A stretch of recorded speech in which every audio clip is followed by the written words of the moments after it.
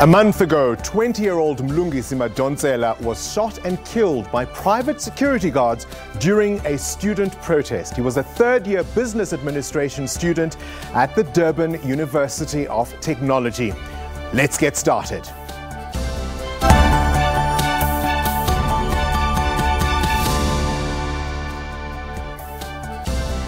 Good evening and welcome to the Democracy Gauge. I'm Bongani Bingwa.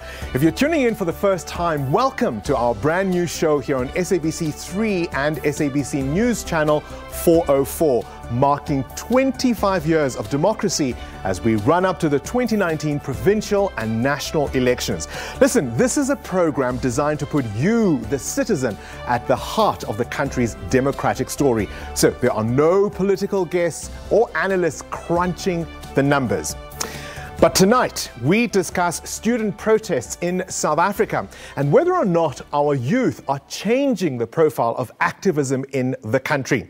The 2019 academic year has already seen a series of volatile student protests across the country.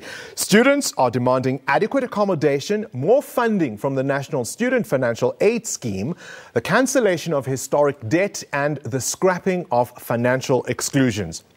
Now, during the 2019 budget speech, Finance Minister Tito Mboweni announced that over 100 billion rand had been allocated to ensure that 2.8 million deserving students from poor and working class families can obtain their qualifications at universities and TVET colleges.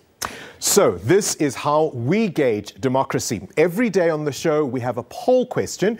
You can interact with our poll on sabcnews.com and, of course, answer our question on Facebook and Twitter. Remember to use the hashtag SABCDG25 and SABC News. Tonight, our poll question is this. Have student protests been good for our democracy? You can choose from our standard three colors. Green is yes, yellow is maybe, and of course, no is the color that red represents. All right, our guest then tonight is Professor Ahmed Bawa, who is the CEO of Universities South Africa, and he joins us now in the studio. Prof, a very good evening to you and welcome to our show. Good evening, Bongani, and let me say, what a fantastic program. Fantastic, because it really puts the citizen at the heart of our engagement. That's what we are trying to do. All right, student protests have really changed the face of activism in the last recent while, really in the last few years. But has it been good or bad for South Africa? I think it's a mixed picture. On the one hand, we have to understand that universities, as social institutions, have a role to play in developing a new generation of intellectuals. And throughout our history, beginning in the 60s and 70s, universities have played a critical role in developing activist intellectuals.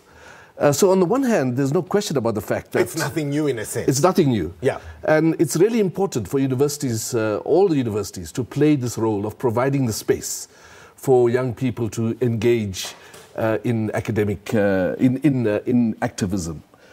The really critical issue is that that process has to happen in the context that we don't have a destruction of our universities. So it's a kind of, we have to play this role, a balanced role, if you Prof, like. a lot of the students would say enough is enough. They say that, people of your generation, perhaps even mine, we played a little too nicely. And they're saying what is at stake is the very future of this democracy. We don't get higher learning right. We're not going to get anything right. So it's worth rattling cages. Yeah. I think that that's absolutely correct. And I think that we have to get higher education right because we know how important it is. And every successful democracy in the world has a strong academic higher education program. So they are absolutely correct with that. And the big issue really is to try and understand how to expand access and ensure success, but at the same time do that without destroying the universities. When you say without destroying the universities, what are you objecting to? Well, we've had 3 or 4 years of fairly serious instability in our system.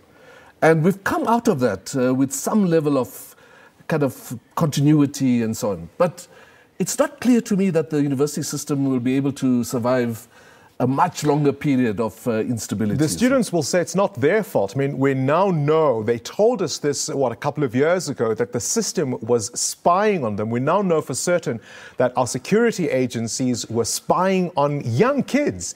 I started the show today by talking, even as recently as this year, students that have been shot by private security guards. What do you want them to do when they're being mowed down? Yeah, no, I think that, again, I think that we just have to be clear about what the objectives are. So on the one hand, the idea of widening access, ensuring success, has to be on the agenda. Well, we have to be careful not to just have 1 billion young students come into the system and have half of them. But that's precisely what they're resisting, because they're saying the system isn't designed to have the capacity to absorb as many of them as are necessary. Yes. And so they're saying your engagement as people, as representatives of these institutions, you're just paying lip service to them. So I think that that's not a solution that the universities can come up with. I mean, we need a social solution. So let me just give a figure which might interest you. I mean, in 1994, we had about 480,000 students in the system, and a very, in terms of the racial demographics, very different from what it is now. Yeah. Now we have over 1 million students in the system, so we've doubled the number of students in the system. Of course, all of that comes with a certain cost. Our government has stepped up. So we've doubled the numbers, but you were talking about how in 1994 perhaps the racial picture was a little skewed differently from what it is now. Without question. You're allowing students to go and participate in classes, but many of them don't have accommodation, they don't have food. Some of them can't even graduate because of historical debt to the universities. So what's the point of having a few numbers come in if it hasn't made a real difference? Yes, again, I just want to kind of emphasize that it's incorrect to say that there hasn't been change in the throughput rates and so on. So we've had growing success in the number of students who've graduated. We produce about over 200,000 graduates a year, about 40% of those in the sciences and so on. The unemployment rate of the graduates is below 6%. So these are all very good signs. So the system is working. The system is working. So let me ask you this. We know that many middle-class South Africans have opted for private education in the schooling system. If what we are seeing continues with our tertiary institutions, might we find ourselves there with higher education as well? The public higher education system doesn't see the private higher education system as an unnecessary thing. There's no possibility of the public sector providing for all the needs there are in higher education. But might it be overtaken if this continues? Well, we'd be very surprised if that's the case. But on the other hand, I think that we have to think of the private sector and the public sector as a single system, and to begin to kind of try and ensure that there's much more collaboration and so on between them. So final question then, have these student protests, in your view, have they been good for our democracy? I have to tell you it's a mixed picture. On the one hand, we certainly do have a whole injection of new ideas in the higher education system. Just the whole debate around decolonization has been really important, and there's a lot of new stuff going on in the sector. But on the other hand, we've also had a tremendous amount of instability. And together with government, I think the universities and government really have to work together to try and understand how to decrease the level of instability in our system. All right, I think that's a yellow for you. I think that's a maybe.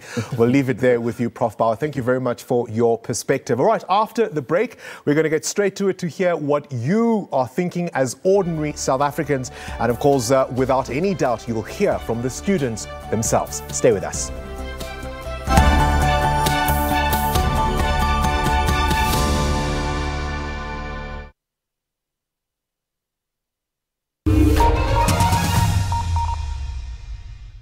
When I'm dancing, I get to express the truest version of myself. It's electrifying. My name is Courtney Paul. I'm a choreographer, DJ, and I do my passion for a living. I grew up in a predominantly colored community in Durban, not very privileged, but it was quite normal to see girls in my community pregnant. I felt like once girls felt pregnant, there was nothing left after. It now became a battle for survival. How are we going to afford this new lifestyle? Watching things like that always made me feel there is more I want out of this life. Being a professional dancer, my body is so important, which has led me to make the decisions that I have and be as safe as I possibly can. When you're in a relationship, the condom conversation can often be tricky. But in actual fact, I'm just trying to protect myself. And if you love me, then you should love me enough to protect me. Condoms give me peace of mind, so I can live my life with no regrets. Use a condom. Have peace of mind. #no regrets. Get the facts first. In 1994, ek dink was ons almal was ook baie excited geweest. For South Africa, art was never a good thing. From a footballing point of view, there was never a separation. Get to the truth. There's still some serious issues in South Africa. Maar ek dink die regering kan regtig probeer om harder te werk om apartheid in Sutlile, democracy. See what it all really means. Ek is geel, want dit is die kleur in die verkeerslig wat vir jou sê wees versigtig. I still give South Africa red. We are somewhere in between. We're giving our democracy a green for sure. We're very happy. Democracy Gauge, weekdays at 5:30 on SABC News, Channel 404.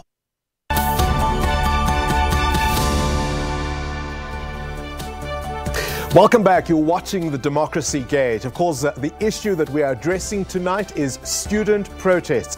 Have they been good for this democracy? Well, we can't certainly speak on behalf of students, so let's hear what they have to say. Well, I believe my fellow students are fighting for something that was promised to them by the government, free education. I feel like if that promise wasn't made, there wouldn't be such calamities and so many protests. I do agree with protests to a certain extent. If it were different and done in a different form, maybe I'd participate in it. But because it's violent and it's destroying our buildings that are supposed to enrich us, I can't be fully for it. I believe that the student protests are justified. However, I think it could be done in a more peaceful manner. And you know, if you look at our economy in the country, our country needs us. So when we don't have the right facilities, which we are protesting for, then it backtracks us and we don't complete our degrees on time, and the country's future is at jeopardy.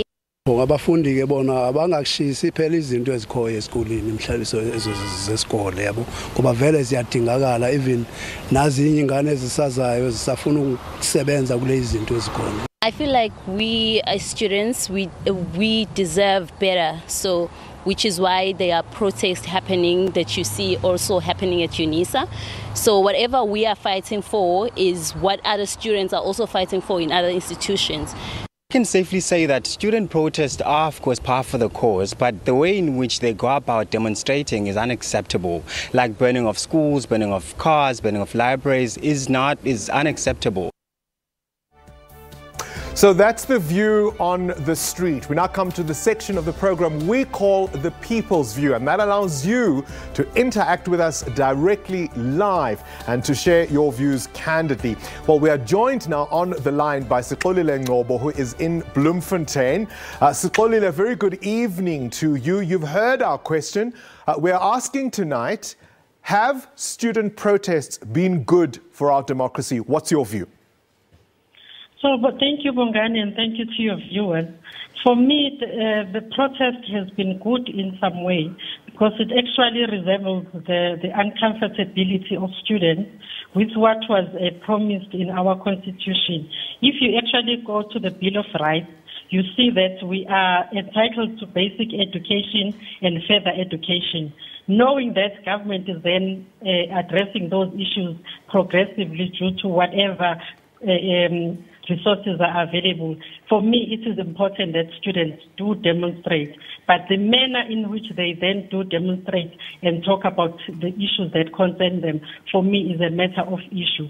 Because you cannot be banning what is already there that is needed for future studies while you are requesting for additional resources. So for me, yeah, I'll say it is good, but the manner in which it is done is not good. Sixolile, what do you say to those people who argue that the student protests are simply too violent? Yes, maybe the goals are noble, but the way they are approaching it is wrong. For me, the goals, yes, are noble, but the way they are approaching it is very wrong in a way. I myself was a student activist between the years of 1996 to 2000, and I felt very sad when I saw my former university burning just because of almost similar issues that I had raised while I was a student. So for me, it goes back to, are the universities even listening? Are the mechanisms that are in place for negotiation and talking between universities and students actually working? Because from where I'm sitting, it means those mechanisms are not working, because the issues still range between lack of financial support. They now have a new phase, a phase of transformation, where you find that the language policies are a problem. You find that students are looking for accommodation. I mean, Professor earlier on mentioned that they are now taking more students compared to what they took in 1994. But I've only seen 2 universities that have been built in Mpumalanga and one in the Northern Cape. But the other universities are almost the same size as before when we did not have integrated universities. So which speaks a lot about representation in demographics and how are we actually catering for people from other races and other genders to actually enter institutions of higher learning. So for me, it's about planning that is not done properly. And then students are actually saying, why are you piling us and not actually making the environment conducive for us to actually even do our work very well? Olile Ngobo, thank you very much for your perspectives and sharing what your thoughts are. Now, every day we give you an opportunity to be a part of the conversation. Just like you saw Olile there, all you need to do to be a part of tomorrow's show is to send us that email. And you can send that email to the address dg25@sabc.co.za. But there are other opportunities for you to engage with the show, because it's all about you here on Democracy Gauge. So let's find out now what people have had to say on Facebook and Twitter, because we've been getting some views on that. Here it is on Twitter. Our democracy is founded by a document called the Constitution. It guarantees the right to protest.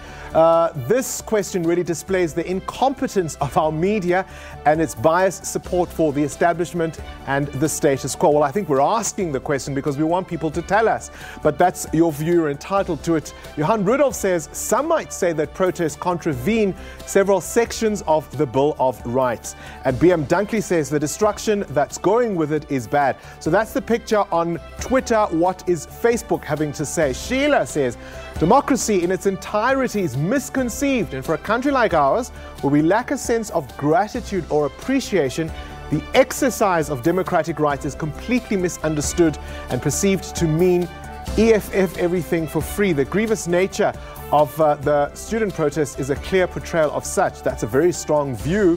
Lazarus says, very bad. I think since we're in a democratic country, when we have issues or any problems, they should be discussed by those appointed structures that deal with the concerns so that learning is not disturbed. And the final one on Facebook is from Peace, who says how they do it. It's extremely bad and has elements of selfishness and destruction to the general public. The law needs to be harsher to those that destroy public property. Actually, it should be a treasonable offense, because that's what it is. All right. Clearly, no consensus on how people are feeling about these issues. Some for, some against. That's the picture on social media. Stay with us. We've got more after the break.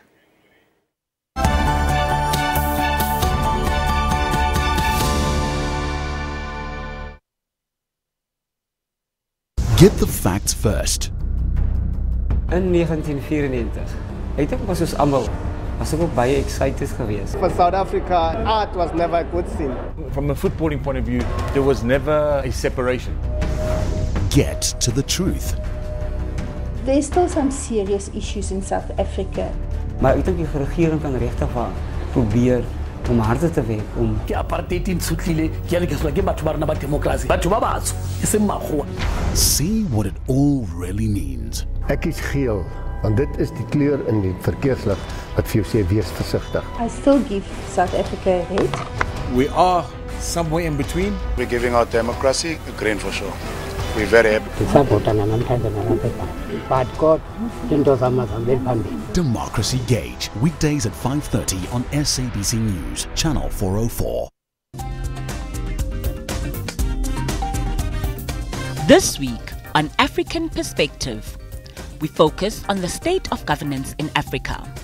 We look at why it has generally improved, while the least gains have been recorded in democracy and political governance.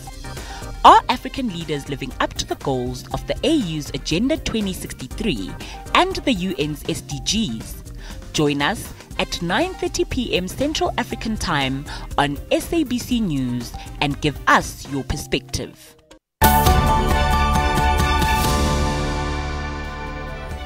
Welcome back. You're watching the Democracy Gauge. Through this program, the SABC News profiles different South Africans from all walks of life. So today we are traveling down to the Western Cape, where Route 62 is a popular tourist route in the Klein Karoo.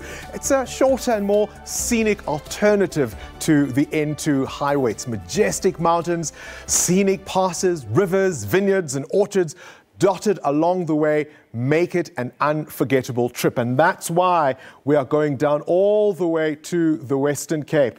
And there it is. This is our first stop today because, of course, that whole area is unusual in terms of the colourful farm stalls along the way to Barrydale that always get noticed. Today, we are looking at the story of Quinton Farrow as he tries to tell us how 25 years of democracy have shaped his life. My naam is Quinton Farrow. Ik is 45 jaar oud en ben geboren. Gedeeltelijk hier in die Kaap groot geraakt. Maar ik heb altijd gevoel, ik wil weer terugkomen naar waar ik eigenlijk vandaan kom. Want ik is eigenlijk een Karoo-kind en is baie lief voor mijn dorpie. En dat is eigenlijk waar mijn inspiratie ligt om mijn talent uit te leven. En vandaag is ik een kunstenaar. In mijn kinderjaren heb ik nooit die gelegenheid gekregen om mezelf uit te beeld als een kunstenaar. Want ik het eigenlijk bij ondervinding gehad. En omdat geld een beetje skraps was, kon ik nooit gaan studeren. In 1994, ik denk was dus allemaal, was ik ook baie excited geweest. Omtrent die verandering. Waar ik vandaag sta, kan ik terugkijken. En kan ik rechtig zeggen, dat het toch als mij baie gehelpen om meer geleenthede gebied in. Als ik denk aan verandering en verbetering, zal ik zeggen, dat moet eigenlijk bij de jeugd beginnen. Omdat de jeugd is toch de toekomst van Zuid-Afrika. En als er meer geleenthede geskept wordt, zoals beheersgeleenthede, mensen zoals wat bijvoorbeeld talent heeft, wat ik kan uitleven, en daar meer aandacht gegeven wordt aan zulke type dingen, zonder leerbeloftes. En denk ik zal Zuid-Afrika bij een betere plek worden. Want ik denk het is baie makkelijk om die pad bijster te raken. Als je niet een gelegenheid krijgt. En vooral als je werkloos is en je voelt ach, ik beteken, dat wat ik doe betekent niks. Of ik ga niet, ik heb enige droom wat je, het zal nooit waar worden. Want enige droom kan baie makkelijk net vervaag of weggeraken. Of mensen kan baie gauw moed verloren als gevolg van die omstandigheden waar het uitkomen, waar hulle leef. Maar ik denk die regering kan rechtig proberen om harder te werken, om vooral mensen, of het nu die jeugd is en of het mensen is wat werkloos is, te helpen. Als we praten van hoe goed doen ons land als het komt bij democratie, dan zal ik zeggen, daar is nog baie werk. En dat is niet zomaar iets wat overnacht gaan gebeuren. Nee. Verandering komt met tijd en wederzijdse respect. Ik geloof aan dat als jij als een landsburger recht op je eerlijke opinie kan geven zonder dat je kop afgebijt gaan worden, dan, of bang te wees, dan zal die land er bij een betere plek wees voor ons allemaal. En dit is hoe ik hier krijg heel kaakjes, omdat ik voel dat is nog baie ruimte voor verbetering.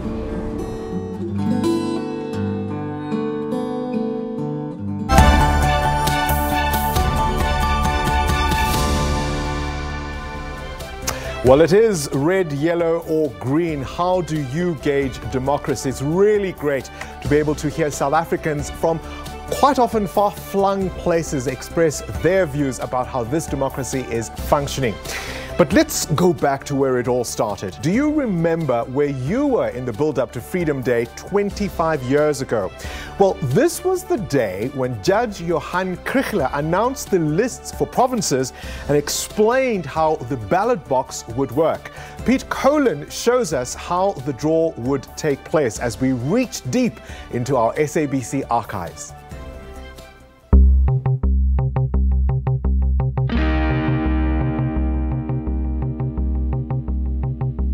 Judge Krichler, if I could begin by asking you, what is the significance of this draw this morning?